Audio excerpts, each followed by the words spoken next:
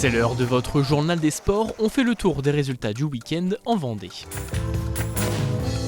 Commençons par du basket. Échalant, qui restait sur 13 défaites consécutives, recevait Vichy sans son coach Sébastien Lambert, remplacé par son adjoint. Le premier quart-temps est serré, seulement un point d'écart, 20-21, mais dans le deuxième, Chaland souffre de maladresse et accuse 7 points de retard à la pause, 35-28, mais les Chalandais sont toujours dans le match. Au retour des vestiaires, ils se battent, reviennent à 4 points à la fin du troisième quart-temps et égalisent même à 58 partout dans le dernier. Mais un panier à 3 points non comptabilisé signe le tournant du match. Juste après, Vichy enchaîne 2 paniers et scelle sa victoire. Défaite 66-79 pour Chaland, qui n'a jamais vraiment été distancé mais doit encore attendre pour obtenir sa deuxième victoire. Je pense que ce qu'il faut penser, c'est pas au maintien là, c'est gagner des matchs.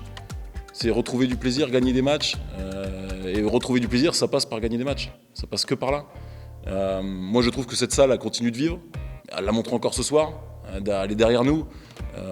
On a des joueurs qui continuent à faire de gros efforts et continuer à produire un basket qui est par séquence intéressant. Maintenant, il faut qu'on arrive comme je disais tout à l'heure, c'est vraiment se lâcher pour pouvoir avoir une dynamique qui est un peu plus constante sur l'ensemble des minutes. Ouvrons notre chapitre football à présent et après un mois sans jouer, les Herbiers affrontaient les Girondins de Bordeaux, leaders de National 2, avec les absences de Jérémy Billy et Benjamin Brélivet, tous deux suspendus. Malgré la domination bordelaise en début de match, les Arbretais se montrent les plus dangereux et c'est finalement à la demi-heure de jeu, à la 28e minute, que Noah Adécalom ouvre le score sur cette frappe contrée, suivie de près 6 minutes plus tard par Sonny Butro. Ça fait déjà 2-0 en faveur des Arbretais sur 2 frappes en dehors de la surface. Ensuite, Sébastien Remp qui s'illustre sur ce double arrêt réflexe pour permettre aux Arbretais de préserver leur avantage à la pause. En seconde période, Bordeaux pousse mais ne parvient pas à trouver la faille face à une défense arbretaise bien regroupée. Finalement, les Girondins marquent en toute fin de match, mais il est trop tard, il reste qu'1 minute 30 et finalement ce sont bien les Arbretais qui s'imposent 2-1 grâce à leur caractère et leur réalisme. Les joueurs ont été assez héroïques parce qu'en deuxième mi-temps on savait que ça allait être compliqué physiquement parce que nous on n'avait pas rejoué.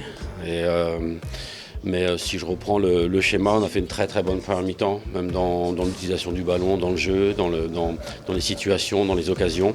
Et on a été pragmatique, on a été bon dans leur 16-50. En deuxième mi-temps, on n'a pas été très très beau, très très bon, mais on a réussi à contenir les assauts bordelais. Cette victoire permet aux Lyonnais, également victorieux 1-0 à Choré, de revenir à égalité de Bordeaux.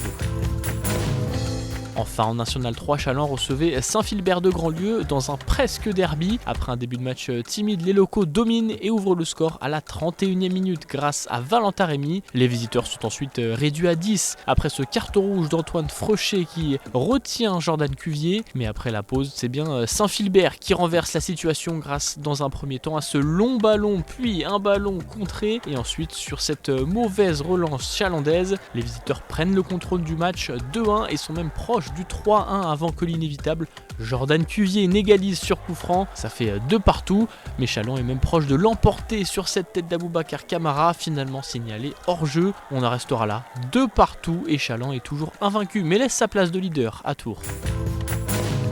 C'est la fin de ce journal des sports, ne manquez pas 85 chrono ce lundi à 18h45, 35 minutes de direct avec invités et chroniqueurs pour revenir sur toute l'actualité du sport vendéen ce week-end.